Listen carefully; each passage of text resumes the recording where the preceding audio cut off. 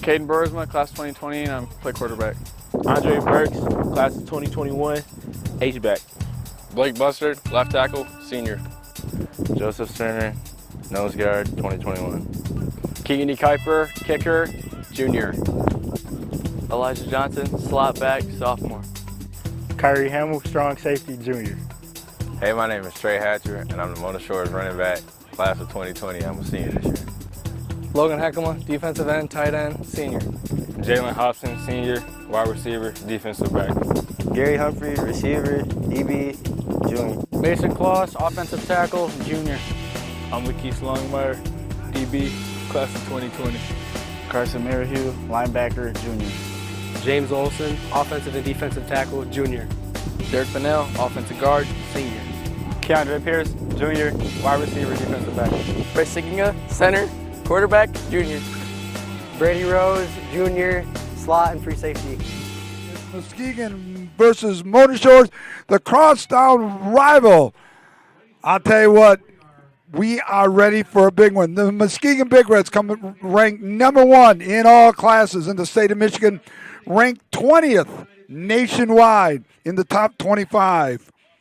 It looks like it's going to be a barn burner tonight. My friend Joe Kanukin was taken out of here with a medical emergency. His son, Noah, is going to be filling in. Welcome, Noah. Thank you for having me. It's good buddy. To be here. Well, it's good to have you back from Michigan, buddy. Yeah, it's busy down there.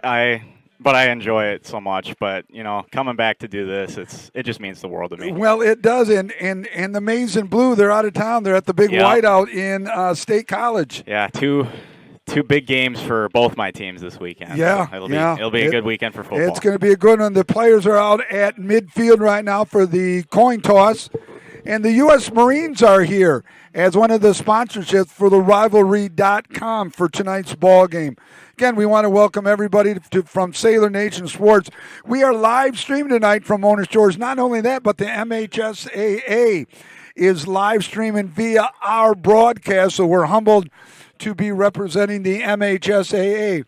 Not only that, but Sailor Nation Sports, you will be being treated to a very special treat this week because this ball game is one of the national games of the week. It is one of the top 100 games of the week on the NFHA, the National Football High School Association website.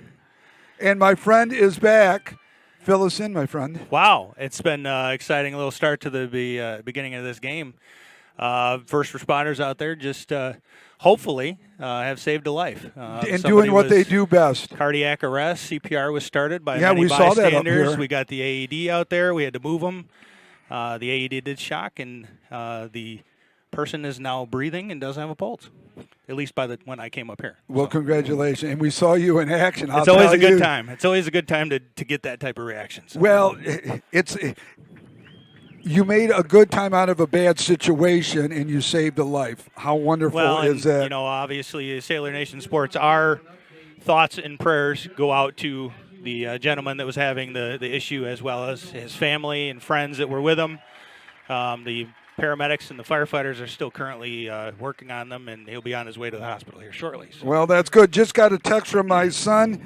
200 people, I guess, are watching. He wants to be one of them, so I'm going to let him know, Nicholas down in Charlotte, that we are live streaming now. Hope you are joining us. And we got a ball game, my friend. We have got a ball game. The top 100 in the nation, the 20th ranked team in the top 25 in the nation, and we are here on the coast of Lake Michigan. I don't think it gets any better than we are tonight. And add on to it, it's a picture-perfect night for football here at Sailor Stadium. Oh, my God, it's beautiful. Absolutely. I tell you, what a stark contrast from last Friday to this Friday. Yeah, oh, my goodness. I'll tell you what, you couldn't stay dry even if you were inside with that. We had water coming in the booth, if you recall. It was cold. It was at Muskegon has won the cause. They have deferred to the second half, so the Sailors will be receiving from the south, heading to the north here at Sailor Stadium. It is a sold out, standing room only here for the 39th time in this meeting. The teams have played 39 times in this historic rivalry. And Muskegon holding the slight edge. Start off with a touchback on that. So it'll be 1st and 10 for the Sailors, starting at their own 20-yard line. It's an OK Black Conference game. It really comes down to winner pretty much is conference champion. Takes the OK Black, that's for sure. And it's the last OK Black champion for a while, as we are going into the OK Green after this season. Yes, it is. So the winner will be the last. Will be first, but last. That's correct. So it'll be 1st and 10. Ball's going to be marked at the 20-yard line. Boersma, the trigger man. Boersma going around that right side, a little pitch over there along that left side. The number 2, that's Trayshawn Hatcher. Picks up about 6, 7, 8. They're moving it 8 yards. So a gain of 8 to be 2nd down and 2. I want to welcome the family is back together. Oh, yes. Love to have the family here. It's nice to have the fam back here. Noah Connor, Johnny Kimmin up top. The man with the vision and the dream and the mic. Next to my left, Joe Kanukin. Got to see him in action, saving lives today. And I'll tell you what, I tip my hat, you guys. That was absolutely wonderful. 2nd down and 2. Balls at the 28-yard line. Trips to the top. Tight end to the left. Rose in motion. Rose going to get the 1st down and about 2 extra bonus yards here. Brady, the utility knife Rose, as he's called, the little Swiss Army knife. Yep, absolutely. And I think this is a perfect opportunity, Nick, for us to take a look at the keys to success in this game. First one is going to have to be let's play fundamental, solid football all the way through. Our second one is going to have to be getting at Cameron, stopping him on the ground, stopping him in the air. And finally, we need to put points on the board every possession that we have on offense. That's the only way we're going to make this win. All right, we've got somebody waiting. Do you have a name of Dominic Melton at all? He wants to get added to the list. Brady Rose. Brady Rose pass goes incomplete to the little pass out to the right. So Noah is also keeping an eye on anybody that is interested in becoming a member of Sailor Nation Sports Network. He is adding them as fast as he can. So since we started, he's added about 20, 25 people. Actually, in the last 2 minutes, about 20, 25 people. Okay, that's good. Oh, that's Aaron James once. Been a former player of mine that played with Aaron. She's literally my last team back in 1998. Dominic Melton. We're going to get Dominic on 11:49. It's 1st and 15 for the Sailors.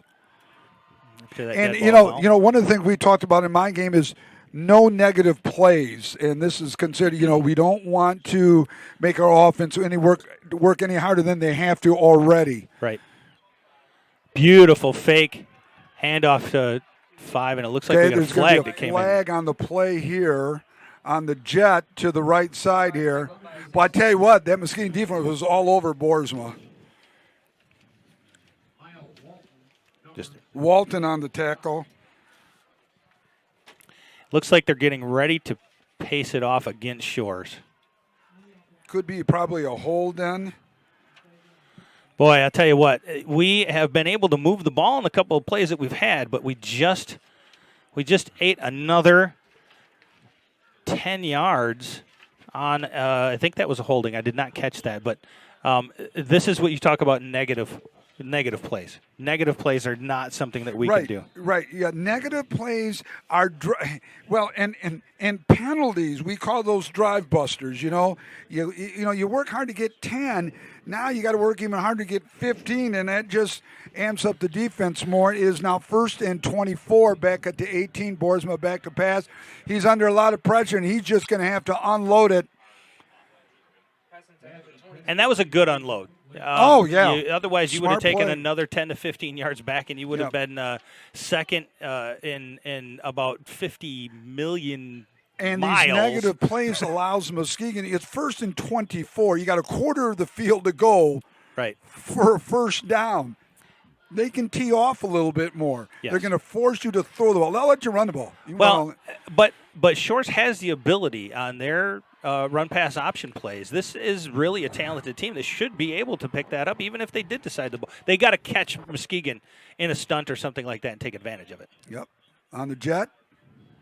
Rose carrying the ball. Rose is going to be tackled for a loss of about 1, 2, 3, 4, 5. No, that's Travager on the play. Correction, Colby Travager on the carry. Well, after that first down, we've been going backwards ever since. Yes, we have. So it's going to be 3rd and 29. Ball's going to be marked back at the 13-yard line. We're 10:58 counting down here. Yeah, OK Black Conference. It's the championship of the OK Black Conference.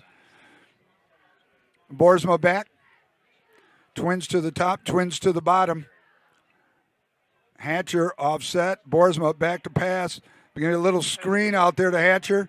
Hatcher is going to be tackled for a gain of about 3. Tackled by a host of Big Reds, led by number 27 and number 3. So it'll be 4th down for the Sailors. They will be punting deep in their own part of the field tonight. So after the touchback, the ball gets marked out at the 20. Sailors go back to the 17. And that's where they will be punting on 4th and 24. A sold-out standing room only Sailor Stadium tonight.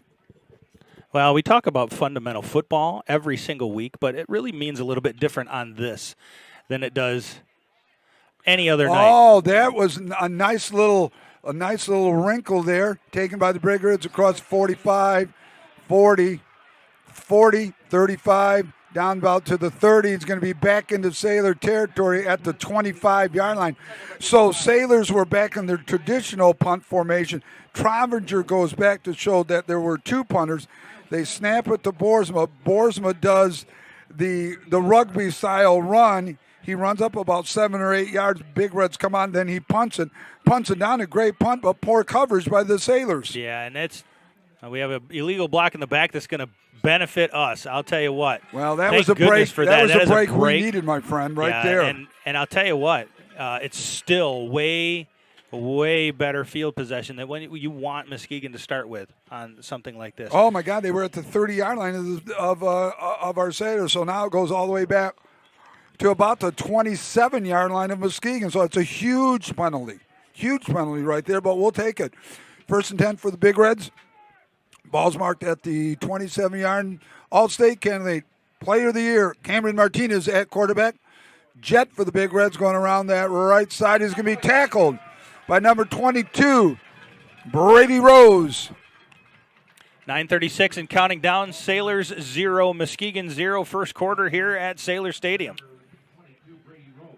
So Cameron Martinez, the Ohio State commit, 4-star athlete, is at quarterback. Twins to the top, twins to the bottom. Lone fullback for the Big Reds. Big Reds come in averaging about 6'3", about 285 this year. Martinez with the ball. Martinez is going to break through down to the 50, 40, 30, 20, 10, 5. Touchdown, Cameron Martinez. The Big Reds are on the board. Well, and I'll tell you what, this is what every other opponent has had to deal with so far through the season when they play against the Big Reds. It's when Cameron Martinez can make his way through through the trenches. He gets out in the open, and he is going to be gone. That is his MO. He is going to do it every single time he gets the ball out in the open, and you just can't do that. It is absolutely going to have to be paramount for Shores to contain Cameron Martinez to have a shot in this game. Well, we were talking about that on Andy O'Reilly's show during our pregame, that it's assignment football. Well, that was inside veer. The inside people got the dive back. So the kick is up, and it is good. So with 9:01 remaining, Muskegon scores on their second play of their first drive here at Sailor Stadium to go up 7-0. Hey, this is one of the top 100 games in the nation. You better hurry up, take a quick break, and please come back and join us.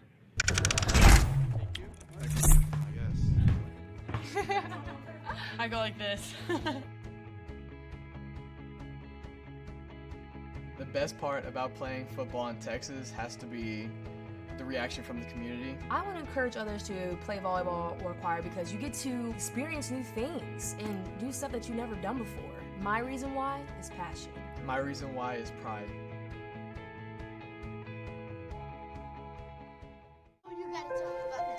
The innocence of youth. Is there anything any better? But soon they'll be in high school and facing all the same challenges you faced. How to make friends, how to fit in, how to be cool. Want to welcome everybody back here. The Big Reds are just kicking off. Ball's going to go down to about the 22. Brady Rose is going to pick it up.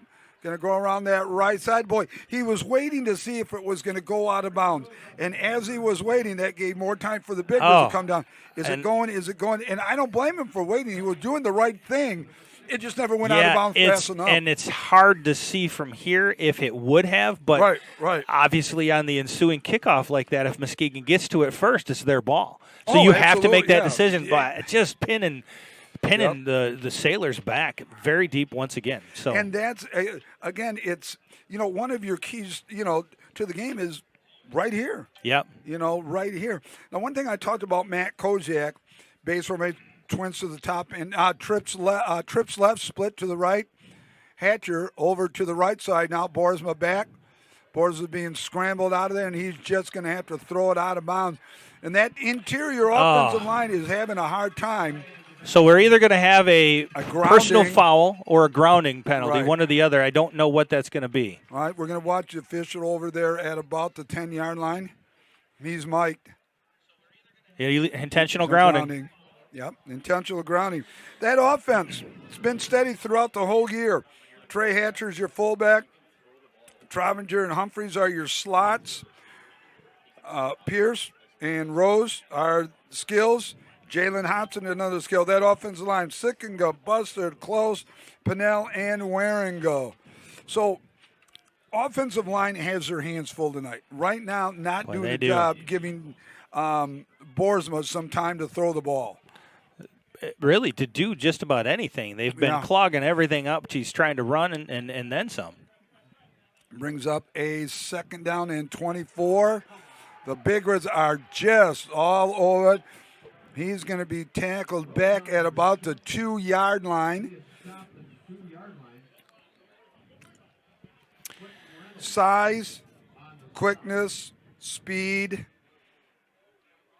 athleticism, they miss nothing up front. No, they don't. And if you're the coach, and you have to confirm this with me, really you've got to get their head back in the game. There's a lot of game left here. Last year we went down 21-0, and we almost came back in that game within the second before the halftime. And we could do the same thing again here, but we have to be able to regroup mentally before we do anything else. I'm going to share a story about that because that happened in my game last night, and it's right after this play. 3rd and 31.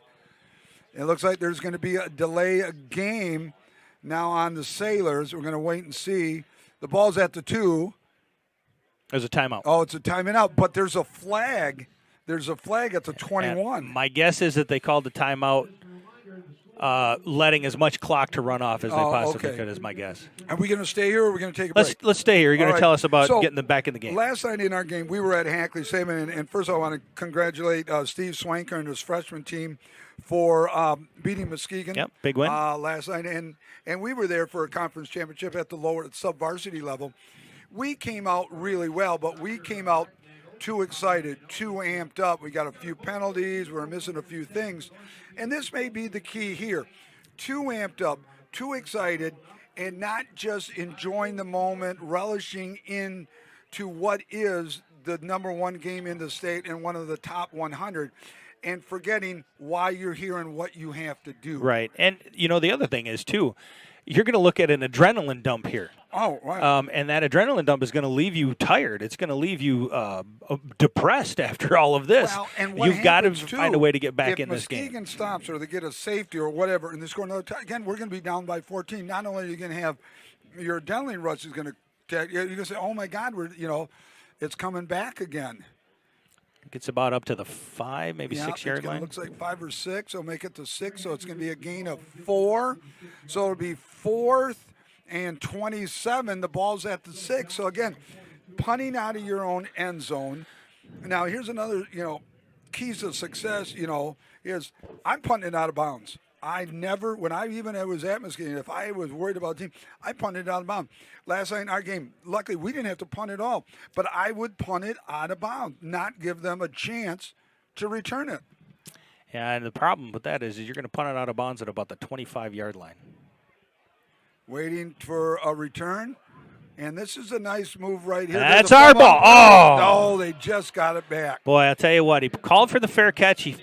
Now, this is a good move by the special teams coach. They saw on film that they're not a hard rushing team. They take their time, let our kids get down, then punt the ball, and we're in a great position. This is a good call by Coach Kozak. Sure, special teams absolutely. Staff. Well, and it's a chess match against a team like Muskegon. You've got to take every advantage that you can get. And that is one of those minute, nuances that can make the difference in a game. 1st and 10, balls at the Sailor 43-yard line. Trips to the right for the Big Reds.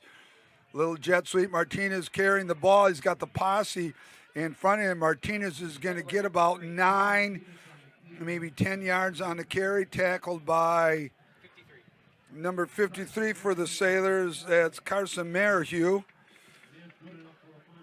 Want to welcome everybody on Season Nation Sports that's watching. Not only that, but you've got some news about the MHSAA. Yeah, we are being simulcasted through the MHSAA for the state and the NFHS network as well for nationwide coverage. So those of you that are joining us through either one of those modes, welcome to Sailor Nation Sports. We're glad you could join us tonight. I'm Nick Davros, Joe Kanukin with me here. Kim and Kotis is up top in the bird's nest, and we got the family behind us.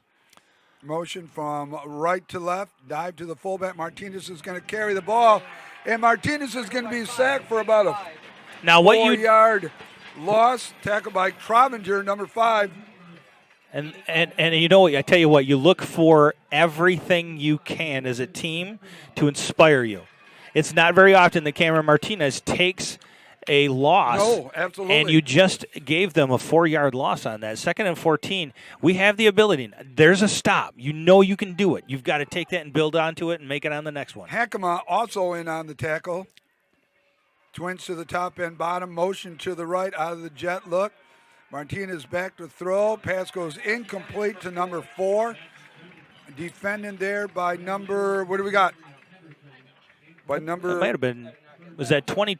Brady Rose is over in the area. It may have been him. Oh, number 23, probably Hobson or Rose over there on the defense. It's going to bring down a 3rd and 14. So the money down finally comes into play here. Boy, this would be a nice stop. Wow. I would think maybe you're probably in 4-down territory here with Muskegon or anybody really in this junction. Yeah, and if you're Muskegon, obviously, you're going to do that. You have all the confidence in the world in your defense. See, Martinez on the counter is going to keep the ball. He's going to break one tackle. He's going to break another tackle. Martinez with the carry. Boy, it's going to be close. He's going to be close. I think they're going to give it to him. Yep. Tackle by number 3, Hobson. 23, Jalen Hobson on the tackle. So it was trips to the right, wing to the left. So obviously you're thinking power, they're going to go that way. They go away from the power, pulling the backside guard and tackle. Well, and it's heartbreaking to see. You had 2 or 3 different opportunities in that play to get Cameron down, and they didn't. It would have maybe been a 2 or 3 yard gain, and they would have been at that 4th down decision making. 1st and 10, ball at the 23, 5:53. Martinez going to carry the ball around that power on that left side. Down to about the 10-yard line. He's going to be run out of bounds at the 7-yard line. What do you got, Johnny? Pushed out by 8. Tackled by number 8. That's Gary Humphreys. But it's going to be another Big Red 1st down ball. It's going to be marked at the 6-yard line. 1st and goal for Muskegon at the 6. Well, I tell you, it's like a different version of Trey Hatcher, watching him patiently set up. Fullback's going to carry the ball. He's going to go on that left side, and he's going to go in. It was boogered up in the middle there, and he just bounced it out. Our end squeezed down too far, going after the dive back, which you should, but the dive back bounced it outside. Not, the DN not keeping his head up and making the tackle. You and I talked about it earlier in the week. You don't really get after Cameron Martinez. Cameron Martinez is the type of player that you let come to you. You try to block every gap. You try to stay to the outside, force him back in, and hopefully you stop him from making any adequate gains to get those 1st down.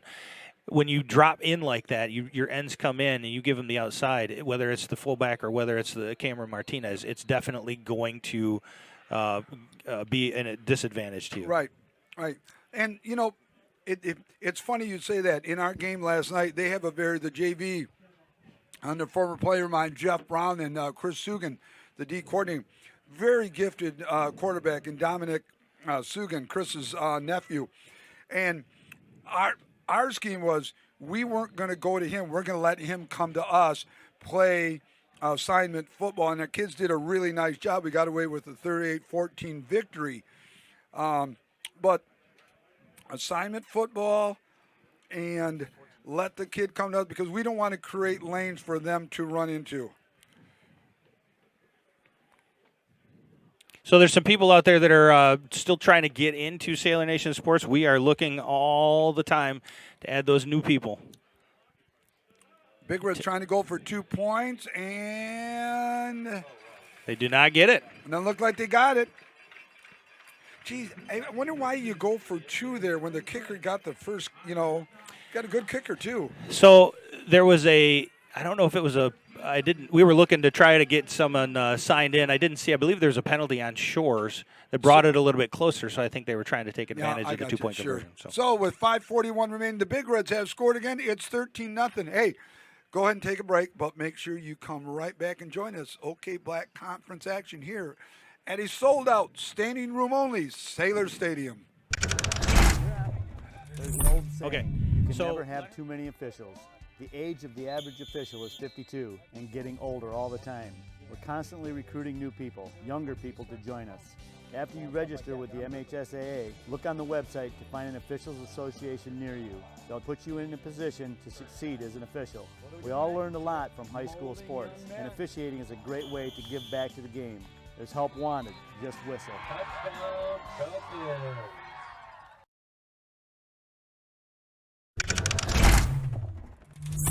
Welcome running back, Sailors. High end over kick. Brady Rose taking it at the 5-10, and he's going to be run down at about the 20-yard line.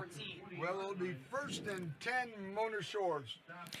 This is an offensive possession that could make the difference as to whether or not they get the steam that they need in order to continue to stay in this game. Got to make the game short. Got to use up as much time as you can. It's funny because I was talking to Coach Koziak on Wednesday night, and we're redoing the decals and everything. And one of the things that I said, hey Matt, got to make the good coach. Yeah, I'm thinking about using as much of the clock as I can. That means couple years, 4 years ago, what he did is, how they never huddle up. Sure. Well, 4 years ago, pre-U, he would huddle up, wait till he count down, run up, then snap the ball. I haven't seen that yet. We're not making the game. If I was there, but as short as possible. Here's the thing, and honestly, I agree with that as a strategy for winning. Right now, we're trying to mentally get back in this game. No, so I understand. We need a few plays that go our way. We need a first down. First down more than what we had in the first possession, and then went backwards 25 yards. No, good point. Hatcher, no, Boersma going to carry the ball. Boersma's going to get about 2 or 3 yards on the carry. It'll bring down a 3rd down and about. No, he only picked up a yard. It looked like he got more, so it'll be 3rd and 9. Ball's going to be marked at the 21-yard line. I tell you, that interior for Muskegon just swallows up anything that we send to it. It's just so big and they're so fast. My son was texting me, who's watching the game down in Charlotte, North Carolina. He goes, Dad, Muskegon is so big and so fast. Yeah. And they are. It has a potential for being a long night. Yeah. That's for sure. Not only that, they start 4 sophomores. Wow. 3 on the offensive line. And you think, God, maybe, no, they're not coming to an end sooner than later. Boersma scrambling. Boersma's going to be sacked for a loss. Boy, they just cannot put any Well, stop they're calling on for interior. a face mask down there. See, I thought there was a face mask where Boersma got turned around, but there was no flag. There was an official, the right back judge there, back yeah, there, he was right right next to on him, who top didn't of it, throw yeah. a flag. So it will be 4th and 10. Almost 20. 15. 19. Yeah, fourth and about 18, 19 to go. 19. It hasn't been fourth and short all night. No. Nope. Boersma back in punting situation.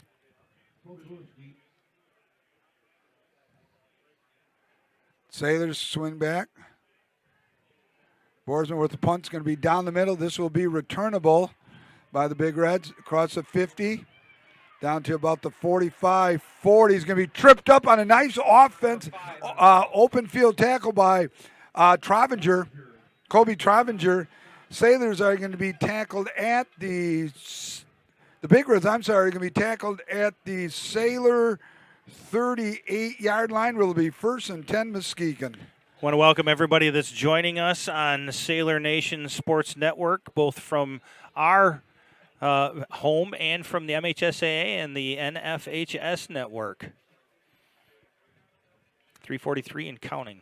Martinez back to pass, going downfield. He's got an open Big Red, and it is caught. It's a touchdown. Oh, my God. Cameron Martinez threw just a rope to the Big Red receiver on the far right-hand side, and he was going down. And Martinez not noted for being that good of a passer. But, that was right on. Well, the that was money, a beautiful pass by Cameron.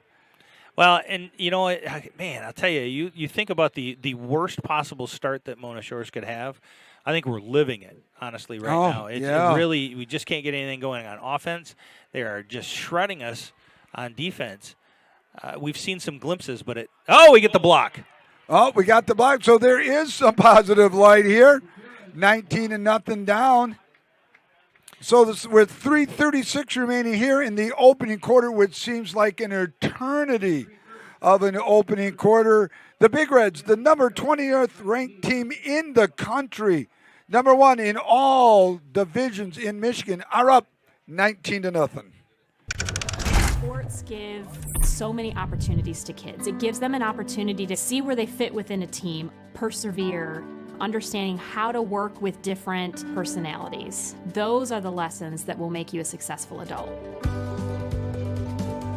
As a mom, you have to have an understanding of what concussions are. Concussions are things that are treatable. If we take care of athletes, they will be able to develop and have a long, happy, healthy life.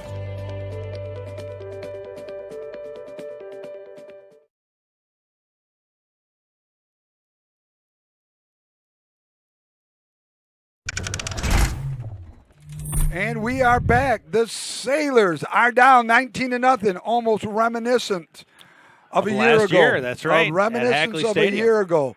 Something has got to turn, and we hope it's going to be on a kickoff. It's a short kickoff taken at the 10-yard line, 15-20, down to the 25-30. Going to run out of bounds at about the 33-yard line. So it's the best field position that we've been in so far tonight. Absolutely, and we have to take advantage of it. One of the keys to success was points on every possession. Obviously, we're not going to be able to make that one, but we can make it from here going forward. We have to find a way to get through that defense, and I think it's going to have to be on the other side because that line is so stout. We're going to have to find a way to get the ball beyond the line of scrimmage, and it's going to be on Boersma to do that through the air. Yeah, and I don't know. Oh, my God, is that well played. That number 2 on the veer option to the left, he played 2 people. He played 2 people, the quarterback and the pitch man.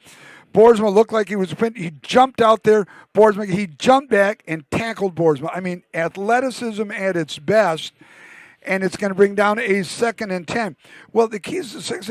I don't know if we have to go so far deep. Dink and dunk downfield, too. 5, 6, 7. But anything that you're going to run up to that line of scrimmage is going to be stopped. We have to get it at least on the other side of that line of scrimmage, and I don't know how we're going to do that. And just short little passes. See, Boersma had him right there. He was wide open over there.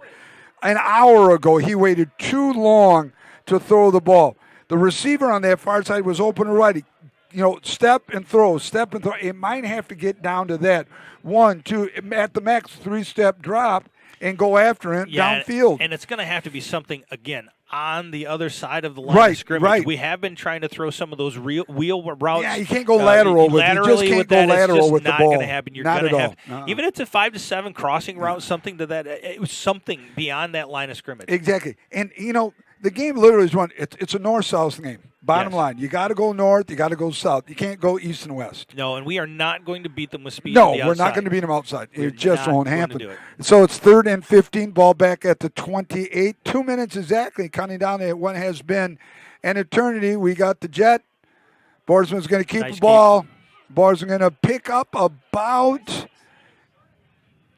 about 5 yards on the carry, so he'll get back down to the original line of scrimmage. So it will be 4th down and 10. And the Sailors, once again, in a punting situation. Yeah, something that we have not been familiar with is possession, punt, possession, punt, possession, punt. No. That is not something that we've seen all year. And we didn't see it in the Rockford game, the tough game that we had. No, absolutely not. This is a beast right here that we're trying to take down. This is a nice little wrinkle right here by Coach Kozak and the special teams. I'm surprised the Big Reds haven't countered that with a rush of their own, to be honest, with all the speed that they got. They might be trying to force just forcing the punt, be happy, and then count on their special team unit to get a return. Well, I mean, look at it from the standpoint of why am I going to put the pressure on? Yeah, right. I don't. We have an offense that can move the ball down the field. Yeah, that's a why great point. Why chance anything by dropping people or bringing people in and it just continue to play the game? And it's a simple formula for Muskegon at this point: is play your game. There's nothing special they're bringing other than pure athleticism. And each week, it's really ironic how you bring up each week. I had different little phrases for my kids. Okay. And don't make the game complicated. It's not a complicated game. It's a really simple game. That's correct. H-back, little counter. Martinez along that left side. Muskegon across the 20, 40, 30. There's a flag. Martinez is going to be run out of bounds at about the 47. But there's a flag back at about the 45-yard line. It'll make it the 47. Got to believe it might be against Muskegon, maybe a hold or a block in the back where the flag is. The official coming over here right now to give us it. He's Mike, so we'll listen along with them.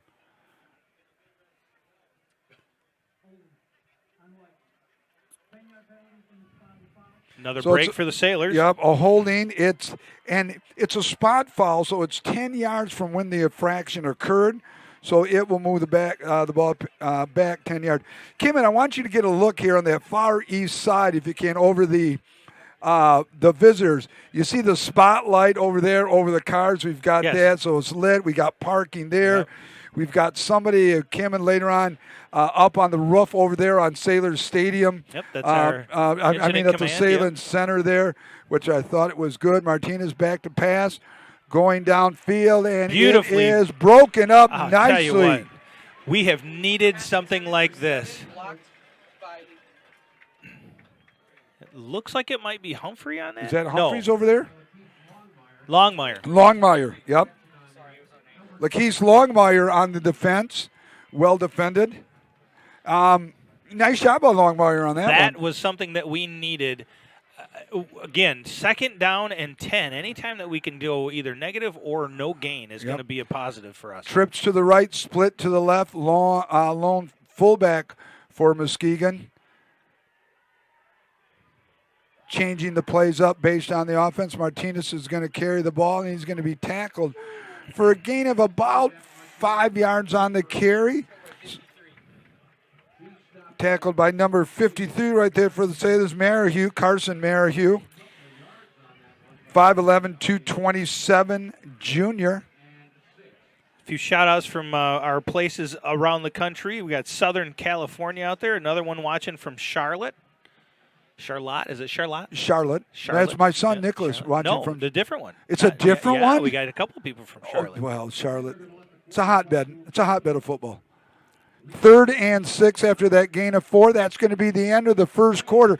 And a very action-filled first quarter. Unfortunately, though, it's been all Muskegon first quarter. Yeah, and I tell you what, we needed a break. We Honestly, needed a break, and we got it we need to definitely via the quarter. make So something. they're going to regroup. You go ahead and regroup back home. Want to welcome everyone again around the country and around the world. You're on Sailor Nation Sports. Take a break. We look forward to you coming right back for the second quarter of action. Rhymes with great? Participate. Where does greatness start? Here, in the classroom. On the diamond. In the pool. On the field. Where will your greatness take you? To better grades. To more friends. Yeah! Be great. Participate.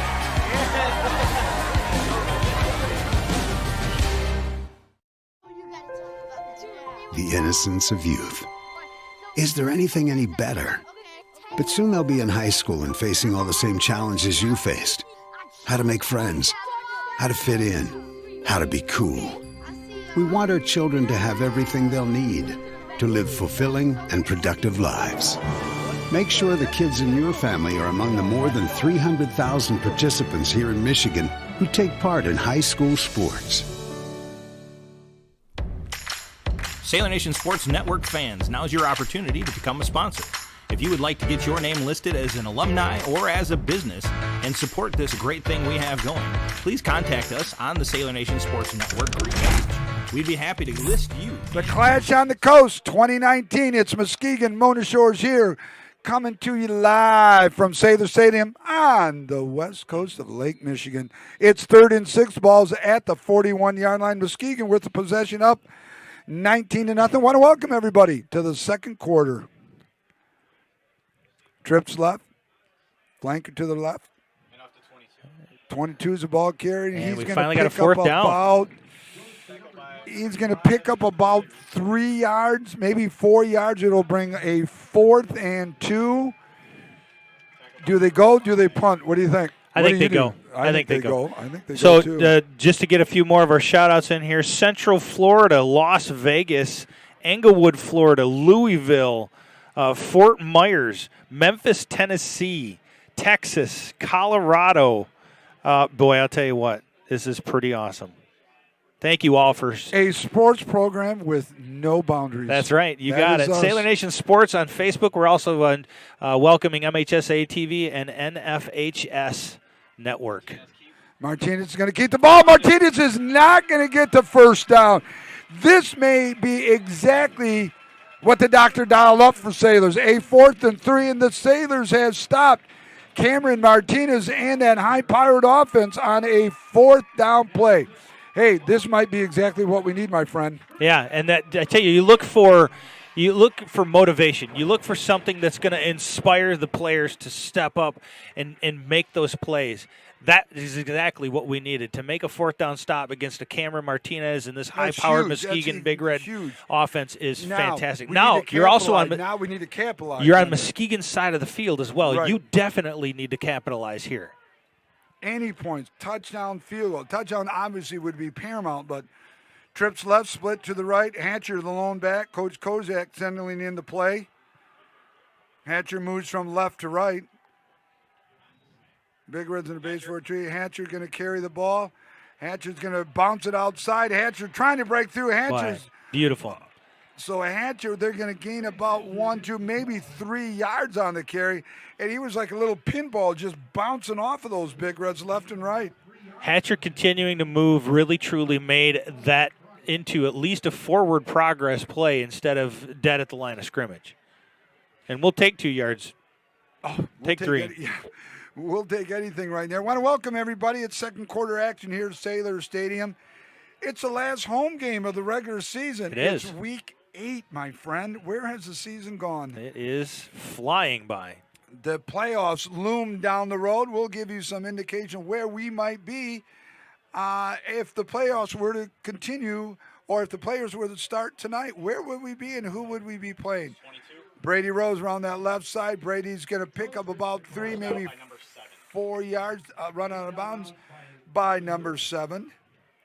Now, a question for you, Coach. Go ahead. And I don't see the Sailors running many inside slants or post routes very much.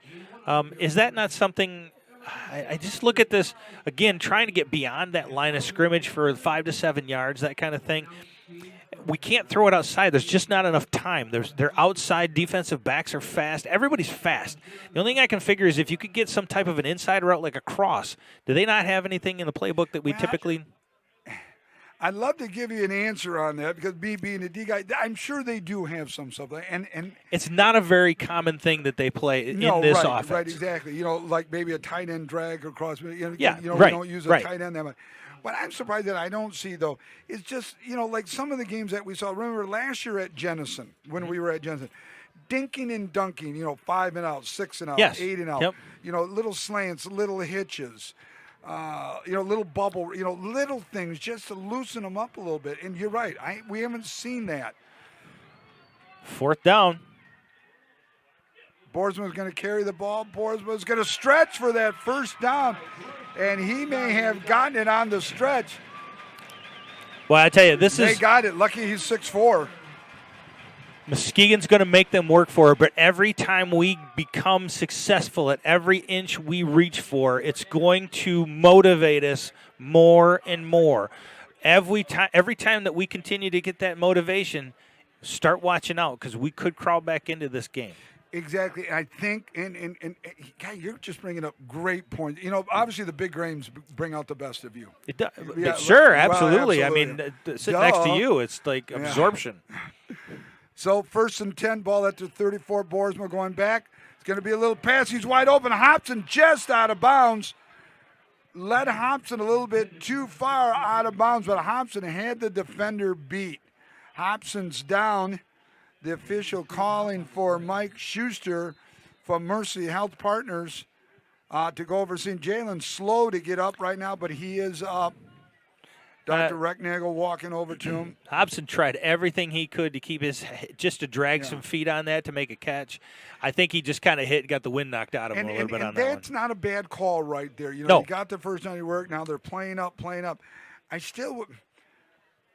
I guess I like to see more intermediate stuff just to loosen them up a little bit. Have them pull back off of that line. Yes, absolutely. Loosen that line up so that you can get a Trey Hatcher or a Brady Rose to come around there, or a more yards out of a Caden Boersma, keeper. And that's exactly what we need to do. So it's going to bring up 2nd and 10, balls at the 34. I think we got an official's timeout. Would that be an official? I don't see anyone. Yeah, it was originally an official's timeout because of the injury. I'm not sure they haven't taken any timeouts off the clock for they got 2 and 3. either Muskegon or the Sailors. Right, Sailors had called one, I remember. Earlier, yes. Yeah, correct, in the first quarter. So we got some more people out here. We just absolutely got to throw some more out. Yes, throw a little love out there, I think we Dallas, Texas, Denver. We got them. Bridgman, Michigan, Lawrence, Kansas, Chicago, Illinois, Valdosta, GA. Oh, Valdosta, Georgia. Georgia, yeah. Let's see where else we got. Speaking of Valdosta, the winningest high school football program in the country, Valdosta High School. Is that right? Yes, sir. You are just full of facts and yes, I am. knowledge. Love high school sports. 2nd down 10, ball at the 34. Oh, my God, Hatcher. God, that'll be an instant replay. Hatcher runs into the wall of the Big Reds. I don't mean I'll to tell you laugh, what, it really is a sign of everything that's been going right now. That's an immovable force there, and Hatcher just ricocheted. That might be on an ESPN top 10 right there. Top boom, 10. boom, right there. Oh, boy, I'll tell you. Holy smokes. That poor kid. And Hatcher's not a big boy. He's only 5'10", 180. I mean, he's going into a wall of white. Got a score update. Ravenna Bulldogs up against Oak Ridge, 14-0. Oh, there's a shocker right there. Number 1 ranked Oak Ridge. Boersma back. Little screen right there. Oh, and he slipped and fell on the screen to the right side right here. It was set out very well. You had Big Blake Bustard out there, along with number 55 there, Mason Kloss, and that might have gotten some positive yardage. But again, it was a good call. It was a great call. It's a little misdirect, great call. And Again, the turf is going to be soggy and still a little slippery out there. I'll tell you, after the 40 days and 40 nights of rain that we took last week, it really is and we've got rain coming Monday, Tuesday, and Wednesday with thunderstorms possibly on Monday. I was talking to Coach LeMay, the wrestling coach. Boersma rolling out, and Boersma just going to throw it out of bounds again for the 4th time tonight. I asked Coach LeMay if and God bless him, if we could use the wrestling room on Monday for practice. He said, absolutely, Coach, let me know what you need, and I want to thank him. He goes, I'm going to need some Greek food. And I said, absolutely, brother, you got some Greek food, I'll make sure. He goes, I know you would. So I want to thank Coach very much we had to use it last week for practice in the sloppy conditions. And I was looking at the weather before I left here, and I'm looking at it right now. So that turnover on downs, Muskegon gets it back at the 35-yard line, and we've got to come up with another stop here too. Well, we do, and it's 7:32 come down the half. Got the little jet along that right side. He's going to break one tackle. He's going to go around that left side. He's going to pick up the first down on the carry on that right side. Forgive me, and he's going to be tackled at about the 49 3/4 yard mark. Just still back in the Big Red territory, fringing on knocking down at the Sailor door in their territory. But I tell you, we end up getting a couple of plays, to get a slight little momentum switch, and Muskegon just seems to come in and stomp right on the throat. They're relentless, absolutely relentless. Muskegon changing up the play there. Brett White, longtime offensive coordinator, and does just a great job. That whole staff, Coach Fairfield is blessed with a great staff. The jet sweep across the 40, 30, down to about the 20-yard line. They're going to give him for a horse collar on that one. Get a horse collar. Is that Trovinger? Number 9 on the tackle right there. Cam Sobish coming from his linebacker spot, but it looks like it's going to be a horse collar. Also got to throw a little shout out to my mom and my sister. Hi, Mom. Hi, sister. I notice how the tone now has changed. Week 1, week 2, hi, Mom. I didn't even think of me. Well, no. Now it's got to throw the shout out here to my mom, to my sister, my third cousin, fourth cousin. I want it to be a little bit lower key, because I think you feel bad. I think you feel bad. No, I don't feel bad. I know we're going to have a family reunion every game that we broadcast, so I've got used to it out of the love for you. I just have better invited to get together sometime. Martinez is going to keep the ball. Martinez is going to pick up about 4 yards. Going to bring up 2nd and 4th. One thing that Coach Kozak did say about Cameron, he's awfully talented without a question, but he's durable. He's just durable and solid as a rock. Yep. Tackled by Cam Sovich for the Sailors. That Sailor defense, Travinger, Hamill, Humphreys, Sovich, Pierce, Rose, Hobson, Cerner, Heckma, Merrihew, Olson, and Trey Ward.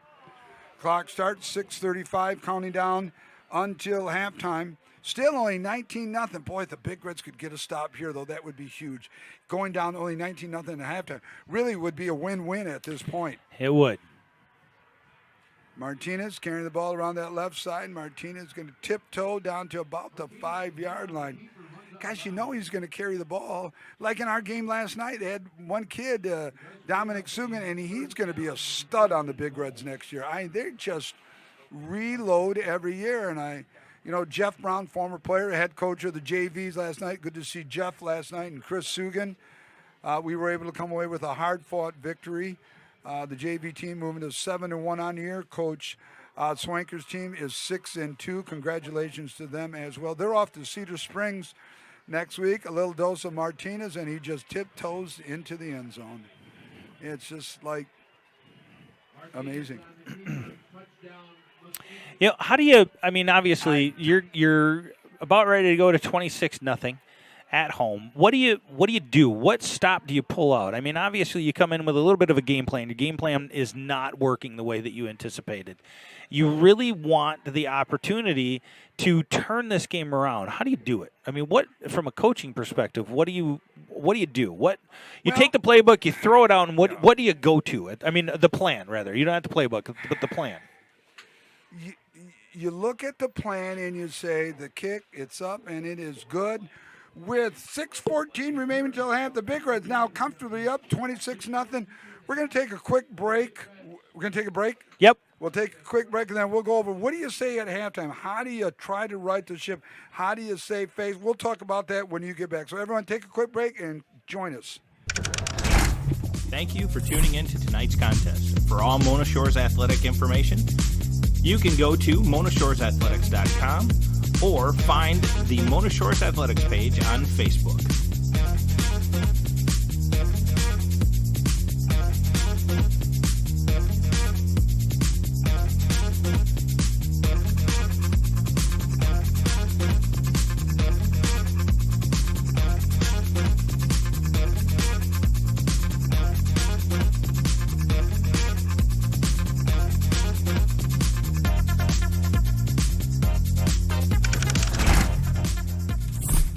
Clash on the Coast, relived here at Sailor Stadium tonight. The Big Reds comfortably up 26-0. Want to welcome everybody here in state, in the United States, or wherever you may be listening to Sailor Nation Sport. We are honored and humbled to have you in our house and letting us to visit you tonight. It's 26-0, second quarter winding down until halftime. So the question that you asked just before we took our break is, what do you tell your kids at halftime? Well, you tell them the first half is done. We made our mistakes. We regroup. We try to figure out what can we do to salvage the second half, and I'll get back to that in a minute. Twins to the top, twins to the bottom. Hatcher offset. Rose in motion on a jet. Rose is going to pick up. No, he's going to lose about one on that. It'll be second down and 11. Boy, I tell you, it seems like, in that field, I'm sure is playing into this a little bit because you've seen a lot of the Shores players. They're losing their footing, and I think that turf is coming up a little bit. But it just seems like nothing is working. There's no way to crack that shell here. I think get a little daylight every now and then, but it just does not come up. Now, the door opens a crack, and it's shut just as fast as it opened up for you. And so I would just think you continue to try to make the game as short, but you're so far behind you can't make it too short because you won't have time to catch up. Trips left, split right. There's a little pass out to that Rose to that side, and he is tackled for a gain of naught. Again, they haven't answered a well defense. Shane Fairfield, Montel Dockery, the brain trust of the defense, and they're just flying around. And they're well coached, well disciplined, and it's just a great historical program. Well, and it all starts at the snap of the ball with that defensive line. They are going through the offensive line almost as if it's not there. Every time they fear nothing. There's no fear there at is all. None whatsoever. Bring us your best, and we'll be fine. Trips right, split left. Hatcher, the lone back, shifts over to the left side. Boersma back, going to go downfield. There's a potential catch right there.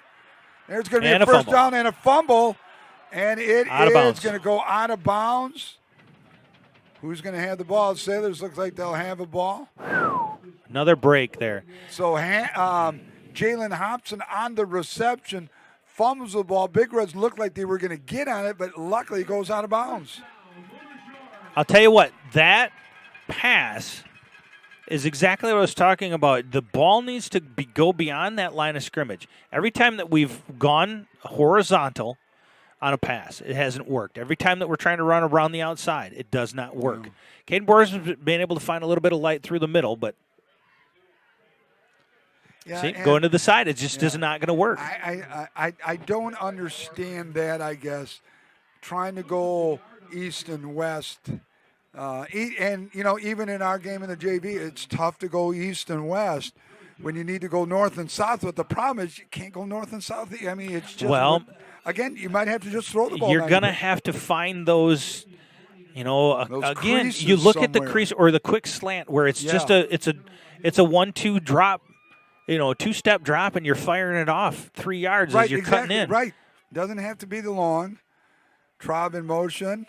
Fumble on the play is going to be the wraparound counter that we saw run on. Jennison has run it. So it's a fake counter to the right. He wraps around the ball behind his back going to the left. And I believe that would have been a fairly decent. Oh, that was a nice play. But it just didn't develop because just a lot of the little things. The screen pass didn't work. He slipped.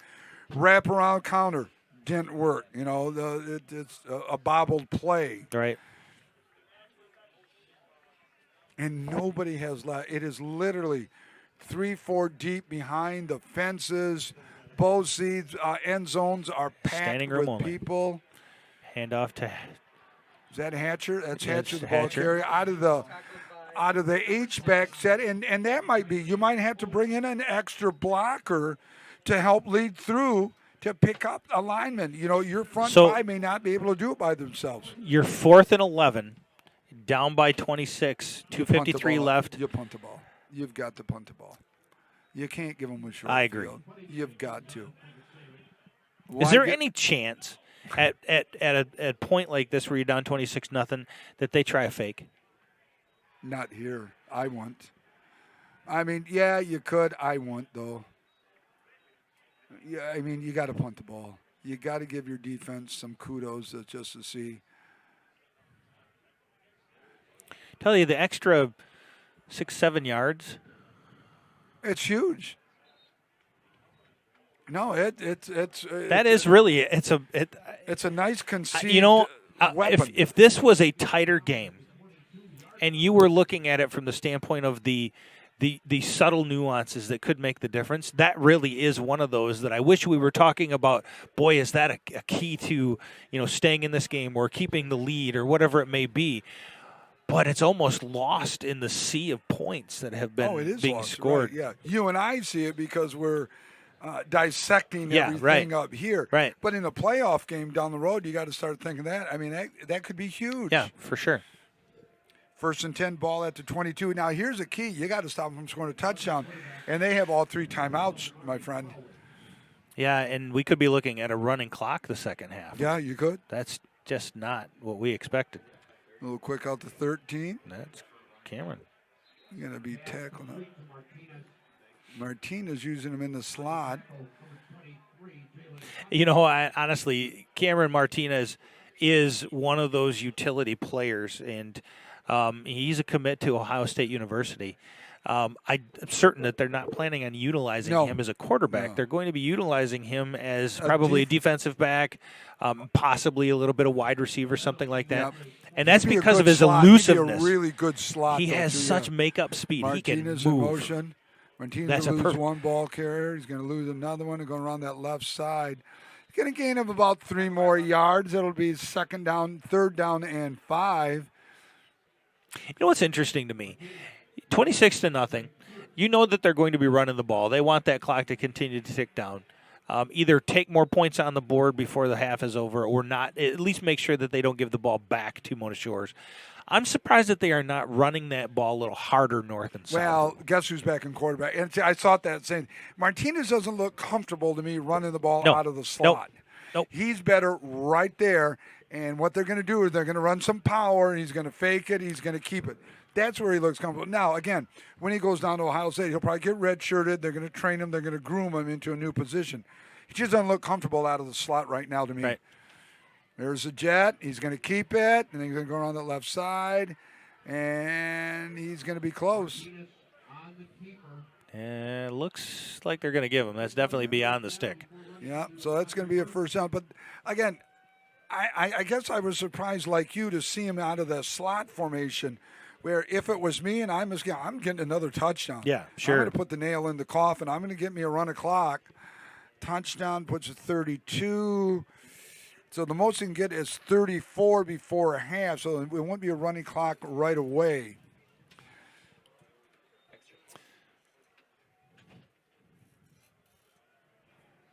First and 10, ball's at the 33. Jet to the right. Get it to the jet guy along that left side. Going to cross down to about the 40. Going to be run out of bounds at about, the clock's going to go at about the 42, pick up about 9. Interesting enough, 3 touchdowns. Okay, there's the first touchdown. Okay. Or a timeout, rather. I'm surprised that we were running time off the clock and not taking those timeouts. I guess I'm a little surprised that Coach White and Coach Fairfield didn't use timeouts a little sooner. Now you're under a minute.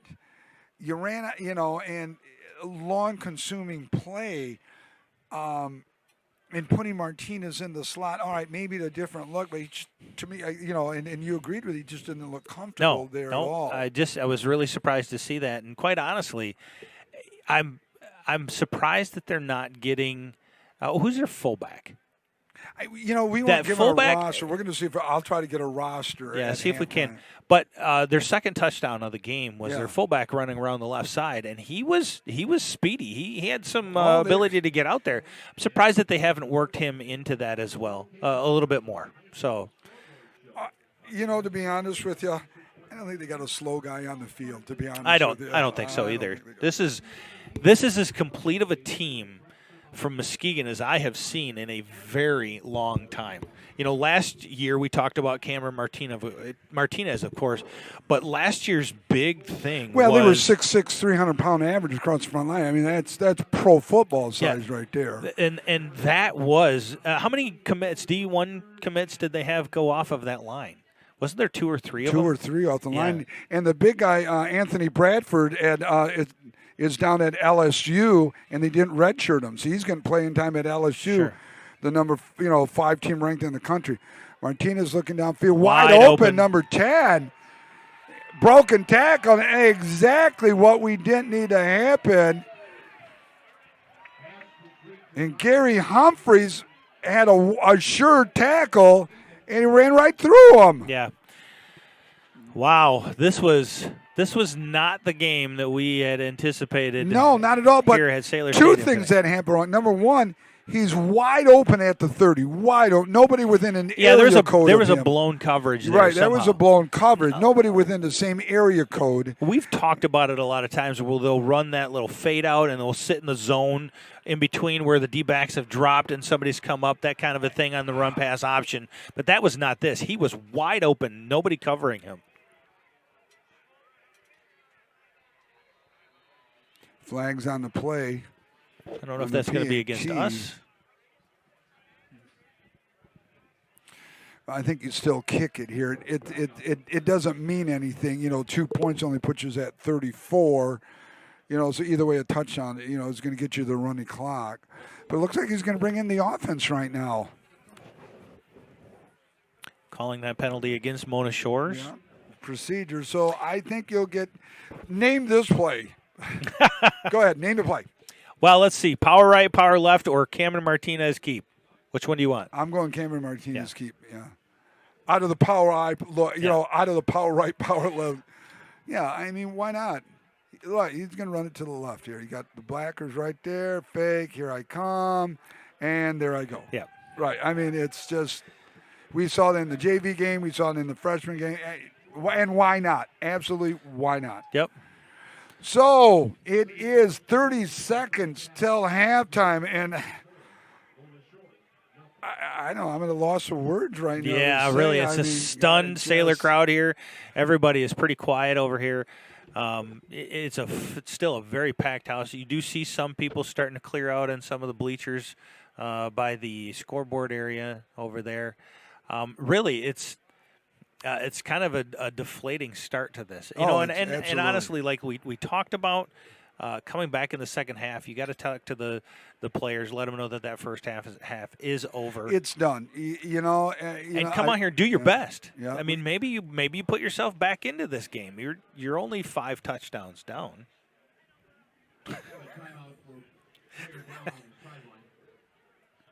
So we're going to take an injury timeout. We got an injured player down here on the home side, 20. Your score, with 30 seconds remaining, it's Muskegon 34, Sailors nothing.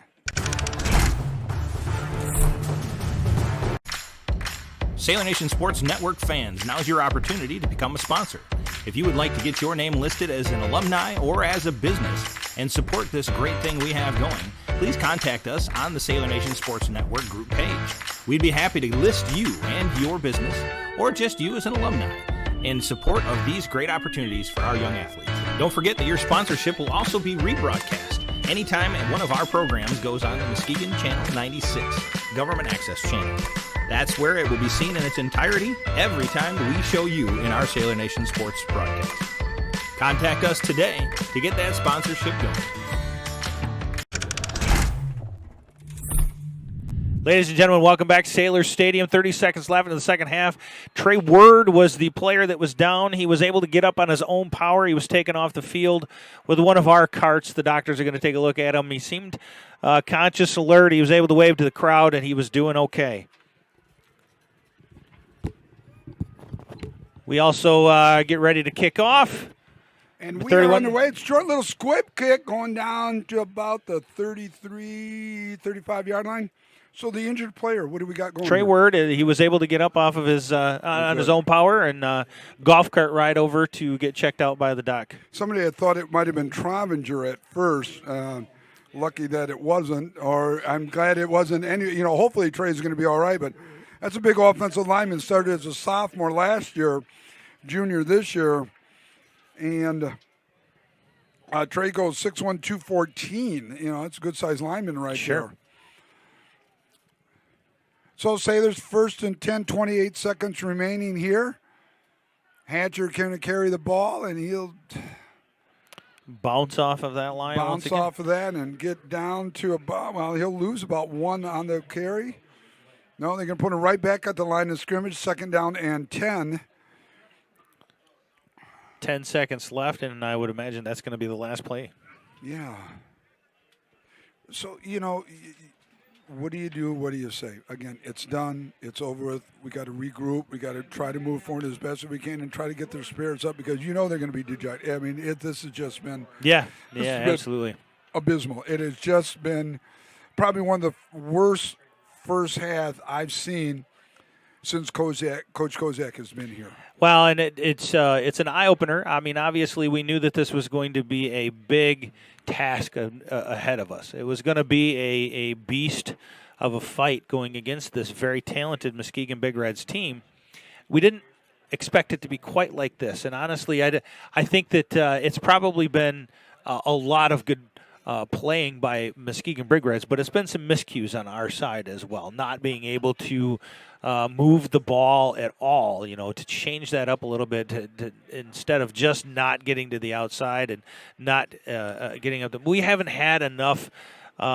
We haven't enough positive plays in order to feel good about anything. And randomness to be able to shake them off a little bit. They have been stuck to us like glue on every play that we've been doing. So. And kudos to the Muskegon defensive staff. Well-versed, well-scouted out, well-schemed, well-planned, and they're executing on all cylinders, offense, defense, and special teams. So we're going to take a break while the band comes out. Your score here. With 14:33 remaining until the end of the first half, it's Muskegon 34, Mona Shores 0. And 10 at end of halftime. Halftime. Halftime, yeah.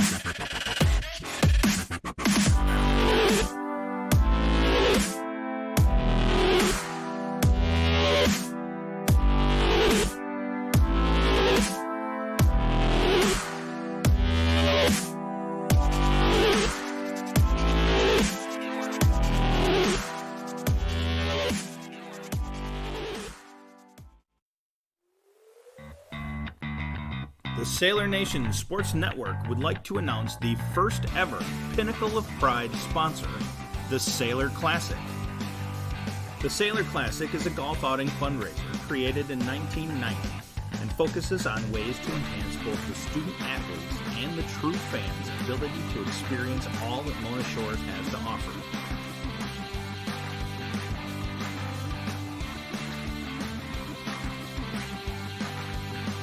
The Sailor Classic has provided a multitude of areas of financial support for athletics throughout the Mona Shores school system.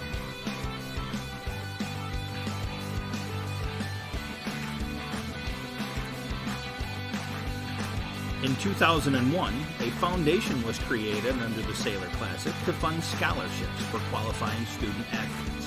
That fund has since grown to over $150,000 and has helped several student-athletes begin their college endeavors. The Sailor Classic is held every summer. For anyone interested in either becoming a sponsor in the Classic or simply participating, please see the Sailor Classic Facebook page for the most up-to-date information.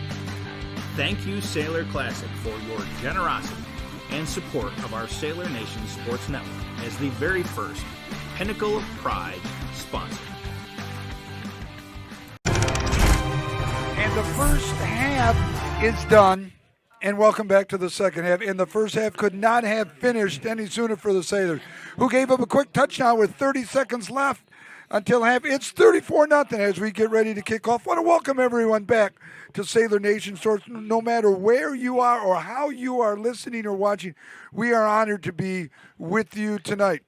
Whether you're in Muskegon or in Michigan, the Midwest, we are all over, and we're glad to have you with us. A little onside kick, and it looks like it's going to be when. I was just going to say, I don't think it went 10 yards. It didn't go the 10 yards. So the attempt at the onside kick was a good attempt. It goes for nothing. It'll be 1st and 10 Muskegon. Ball will be marked at the Sailor 48. We do want to welcome everyone again. If you've been gone, it is 34-0. OK Black Conference Championship at stake. The number 20th ranked team in the country, Muskegon, is here. Ranked number 1 in the state in all divisions. Be 1st and 10. Cameron Martinez, the quarterback. The Ohio State commit is your trigger man. Offset fullback to the right. Twins to the top. Split to the left. Martinez is going to carry the ball. He's going to lose about 1 on the carry. It'll bring 2nd down and 10. So we talk about, the disparity on the scoreboard is consistent with the disparity of what we see. What would you think the comparison of rushing yards between the Sailors and the Big Reds were in the first half? Plus to minus. I would think they would just be probably 100, 150 yards rushing for Muskegon to 226 yards rushing to our 14. Is that this week's yes, stats? That is this half, the first half. Muskegon got 200 yards rushing in the first half. Correct. 226 yards. Martinez at the first half had 158 yards alone. My goodness.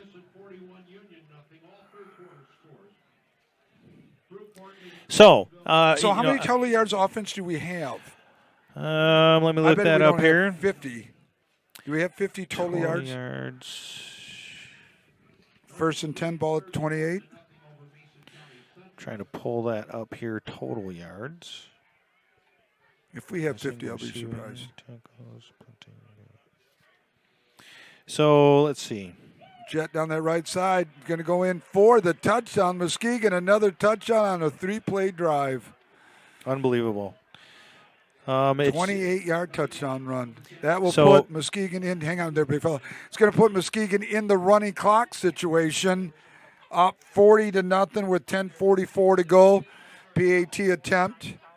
Did you find it yet? If I'm looking at this correctly, the total yards passing are 19, so that would give us 33 yards total. Total of, I was going to say, if we had 50, I would be surprised. This is just, this is just, it's just, what do you say? I mean, how do you define this? It's complete domination is what it was. And it's, we didn't necessarily, expect that this was not going to happen. I mean, we knew that this was going to be a tremendously big task to be able to overcome Muskegon. I don't think. You look at the few games at the beginning of the season that Muskegon Big Reds were able to play. They played complete games and won those games against, Martin Luther King in Warren De La Salle, last year's District 2. Yep. And then they played East Grand Rapids, which we were talking with some of the other coaching staff earlier. That was their biggest challenge, and they played complete against them as well. So coming into this, we knew that they were a complete team all the way around the ball, but they are dominant. And Mona Shores is struggling to find an answer anywhere they look to stop them or even move the ball against them. So right, yeah. I mean, total domination. Muskegon kicks off, taking it about the 10, brought up to about the 25. Brady bringing it up to the 30, 35. He's going to be brought down about the 37-yard line, where Mona Shore Sailors will take over and attempt to put some points on the board. 41-0. Muskegon leads. We're 10:26 and counting in the second half. That 41-0 lead means that we are now in running clock in very unfamiliar territory for the Mona Shore Sailors. Right. First and 10 ball at the 36. Thank you, my friend, for filling. I was texting my son. I had made the comment that this may be the worst, outage that Coach Koziak's had. And he says, well, Dad, I want you to, think about this. And I'll read the comment. He says, yeah, I've been watching. You made the comment that this might be the worst that they've looked under Koziak.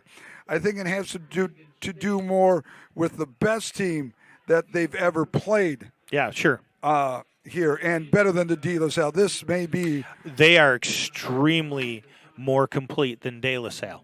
Without a question. And, I would be, if they continue to play at this level, be surprised. I'd be very surprised if they don't win at state. And go undefeated this year, absolutely. There is just, 39 yards total offense. My goodness, that's just, it's unprecedented right now in this day and age. But it is what it is. It's going to bring down a third and about 8 balls at the right hash here on the west side of Sailor Stadium. 9:06 counting down, running clock mode here. Another score update at the Ravenna Oak Ridge, 14-7 now. Ravenna is up. So really tight game out there.